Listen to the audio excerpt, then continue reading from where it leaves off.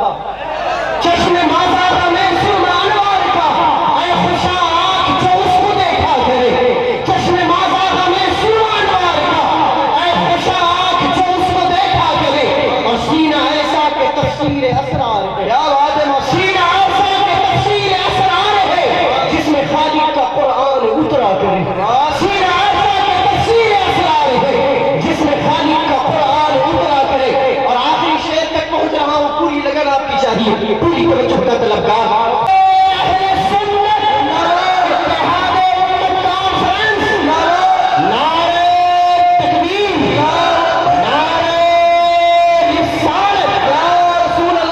شہنشین پر جلوہ افروز عمدۃ الصوفیہ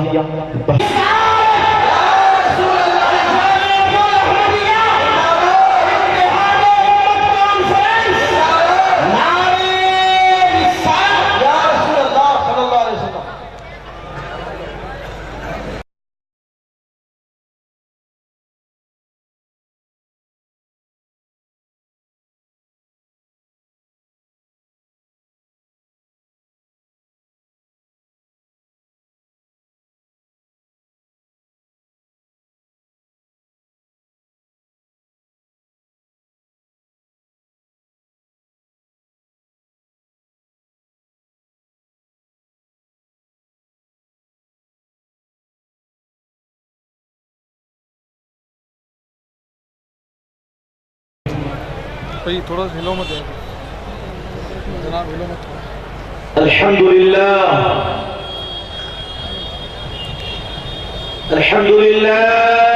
خالق الاکوان ومعلم الانسان وخالق الشمس والقمر والنجم والشجر يسجدان، أحاط كل شيء علما وأحصى كل شيء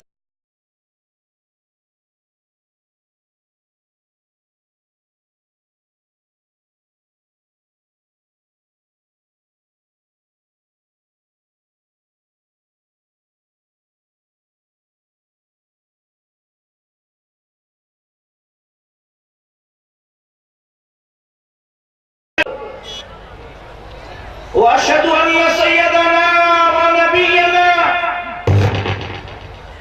وحبيبنا وطبيب قلوبنا وراحة صدورنا ومقصد حياتنا مولانا ومنجانا ومأوانا وقرة أعيننا محمدا صلى الله عليه وسلم عبده ورسوله وصفه من خلقه وخليله، فنتوسل بك إلى الله يا سيدي يا رسول الله، أنت حي في قبرك، هذا هو اعتقادنا يا رسول الله صلى الله عليك وعلى آلك وصحبك أجمعين. أما بعد، رئيس العلماء، رئيس المؤتمر العالمي، اتحاد الأمة الإسلامي، والعلماء الكرام وإخواننا في الله الأعزة، السلام عليكم ورحمة الله وبركاته۔ اللہ تعالیٰ نے قرآن عظیم میں ارشاد فرمایا، بسم اللہ الرحمن الرحیم، وَاعْتَصِمُوا بِحَبْلِ اللَّهِ جَمِيعًا وَلَا تَفَرَّقُوا۔ آج پہلے تو ہم اللہ تعالیٰ کا شکر ادا کرتے ہیں کہ ہندوستان یہ ایسا ایک ملک ہے جو پوری دنیا کے مسلمانوں کی قیادت کرتا ہے۔ قرآن کریم تھوڑا ہلو مت یار. یہ کتاب آسمانی نازل ہوئی وہ سمجھنے کی سعادت اور غیرت تک سمجھانے کا یہ فریضہ انجام علماء ہند نے دیا. سبحان اللہ. نعرہ تکبیر، نعرہ رسالت. سبحان اللہ سبحان اللہ. یہ میری بات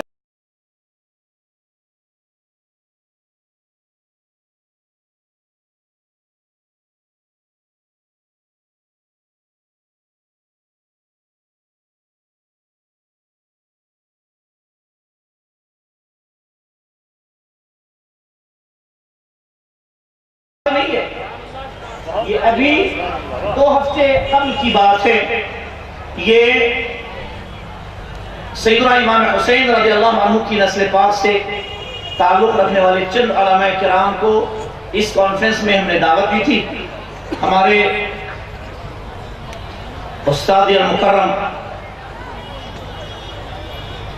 علامہ المفتی آفاق احمد المجددی دامت برکات العالیہ کے ارشادات کے مطابق، لیکن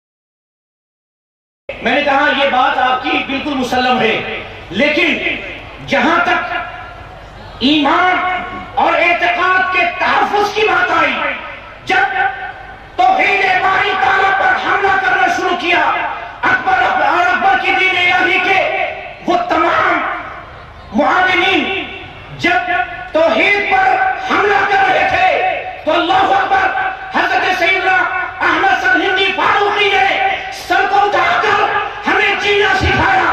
وہ بادشاہ ہو سکتا ہے، بادشاہیت تیری جگہ ہے، لیکن جب تو ہمارے رب سبحانہ و تعالیٰ کی توحید پر جب تو انگلیاں اٹھائے گا تو تیری تخت کو پلٹ دینے کی طاقت رکھتا ہے. وہ مجدد الفسانی ہے. سبحان اللہ سبحان اللہ. اور دوسری طرف جب رسالت مع حضور کریم علیہ السلام کی شان پر گستاخیاں شروع ہوئی تو قربان جائیے وہ کوئی باہر عرب اور افریقہ سے کوئی تعلق رکھنے والا نہیں. یہ میں ہندوستان کے بارے میں بتا رہا ہوں. قربان جاؤں امام احمد رضا کے قدم اطہر پر. اگر امام احمد رضا یہ ہندوستان میں پیدا نہیں لیتے، ہندوستان میں پیدا نہیں ہوتے، تو یہ تقریباً ہندوستان کے 35 کروڑ مسلمان، بنگلہ دیش کے 18 کروڑ مسلمان، پاکستان کے 18 کروڑ مسلمان سب محمد بن عبد الوہاب نزدیک کے شہدا ہو جاتے. یہ تو اعلیٰ حضرت تھے کہ اعلیٰ حضرت نے ہمارے ایمان کو بچایا. سبحان اللہ سبحان اللہ. نے ہمارے ایمان کو بچایا. بے شک شروع سے چاہے وہ ملا عمر ہو،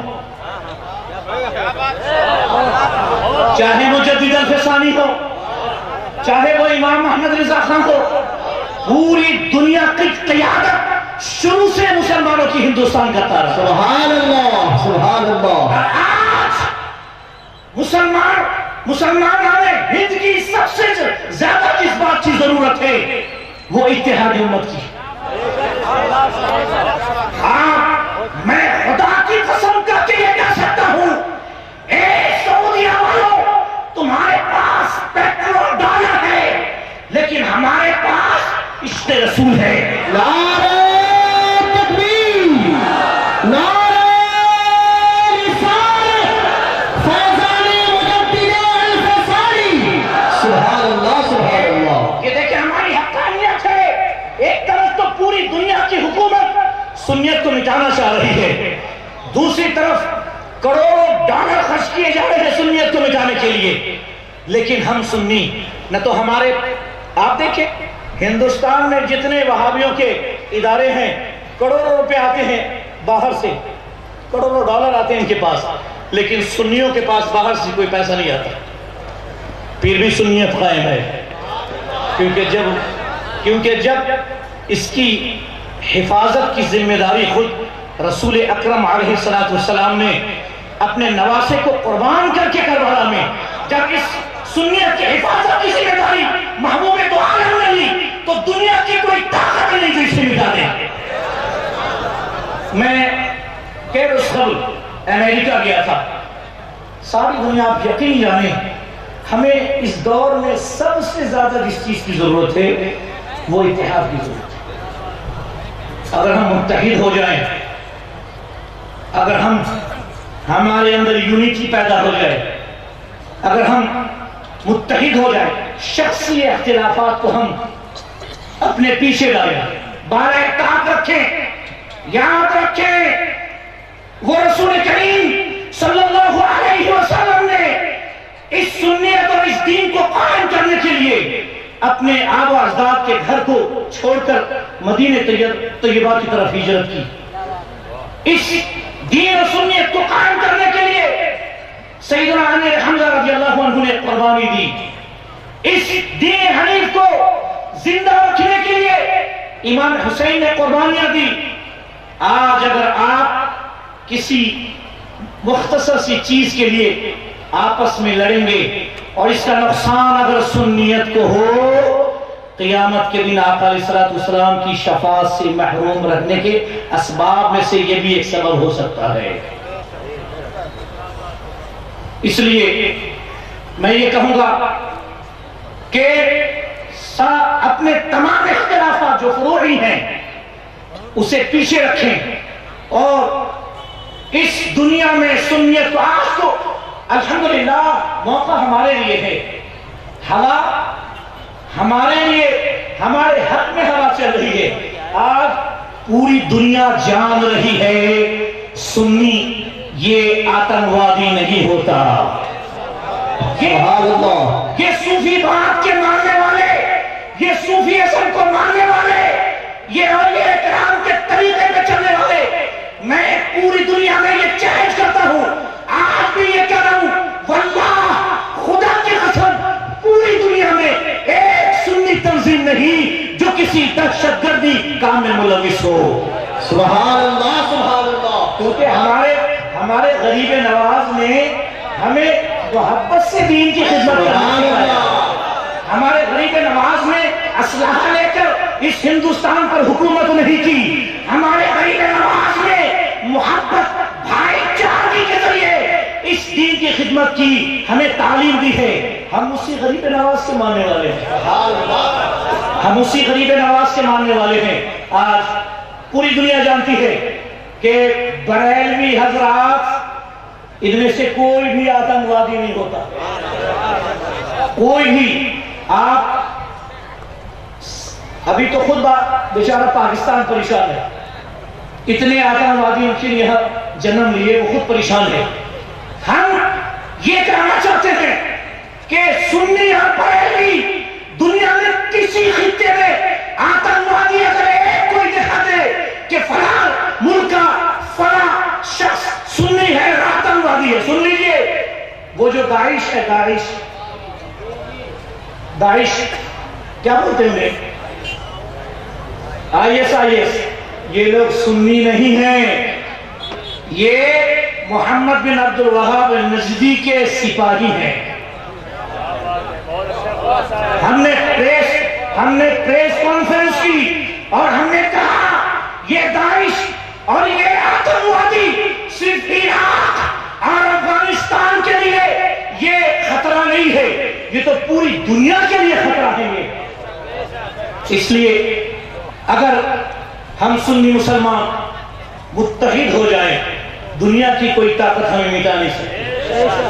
ہمیں ضرورت ہے اس بات کی کہ ہم متحد ہو جائیں۔ آپ یقین جانیں اتحاد میں اتنی طاقت ہے کہ امریکہ کے پاس جو ایٹم بم ہے اس کے اندر یہ طاقت نہیں جو طاقت اتحاد میں ہے۔ لیکن افسوس اس بات کی ہے، تھوڑا سا کوئی معاملہ ہوا ہم لڑ پڑے، صدر ہمیں نہیں بنا کر اگر کسی اور کو بنایا گیا ہم لڑ پڑے، ہے کہ نہیں؟ یہ اس کی وجہ کیا ہے؟ واللہ اس کی وجہ یہ ہے کہ وہ شخص جو جھگڑ رہا ہے اس کے اندر تصوف ہی نہیں. اگر اس کے اندر تصوف ہوتا، اگر اس کے اندر علم تصوف کا چرچا ہوتا تو وہ علم تصوف کی بنیادی چیز کیا ہے؟ انانیت کو ختم کر ڈالو. جو انانیت کو ختم کرے گا وہ کبھی صدر ہونا نہیں چاہے گا. جو انانیت کو ختم کرے گا وہ کبھی صدر ہونا نہیں چاہے گا. ارے حضرت خالد بن ولید کو دیکھ لیجئے، جب انہیں چیف آف آرمی اسٹاف سے اتار کر جب ایک ادنا سپاہی کا قرار دیا گیا، امیر المومنین سیدنا عمر بن الخطاب رضی اللہ عنہ نے شاہی اعلان جاری کیا کہ اے خالد بن ولید، آج سے آپ چیف آف آرمی اسٹاف نہیں رہیں گے، ایک ادنا سپاہی ہوں گے. لوگوں نے انہیں ورغلانے کی کوشش کی. حضور یہ کیسا انصاف ہے؟ آپ کے ذریعے کتنے فتوحات ہوئے، آپ کے ذریعے کتنے فتوحات ہوئے، آج آپ کی قدر نہ کر کے آپ کو اپنے پوسٹ سے نیچے لایا جا رہا ہے. لوگوں نے ورغلانے کی کوشش کی لیکن تصوف سے انہیں آشنائی تھی. انہوں نے جواب دیا کہ سن لو، یہ تو اللہ کا شکر ادا کرتے ہیں کہ امیر المومنین نے ہمیں اللہ اس کے رسول کے سپاہیوں میں سے نہیں نکالا. کم سے کم یہ تو ہے حشر کے میدان میں یہ کہہ سکوں گا، اے اللہ میں تیرے دین حبیب کا سپاہی ہوں مولا. سبحان اللہ سبحان اللہ. یہ تصوف کی تعلیم ہے. آج علامہ آفاق صاحب مجددی دامن برکات العالیہ، میں نے بچپن سے انہیں دیکھا، وہ تصوف کے فروغ کے لیے جو کام، وہ درخت کے نیچے، جب وہ خناج میں آئے تو ایک درخت کے نیچے بیٹھ گئے تھے. لوگ انہیں بھکاری سمجھ رہے تھے لیکن ہاں وہ بھکاری تھے، لیکن وہ پیسہ نہیں مانگ رہے تھے.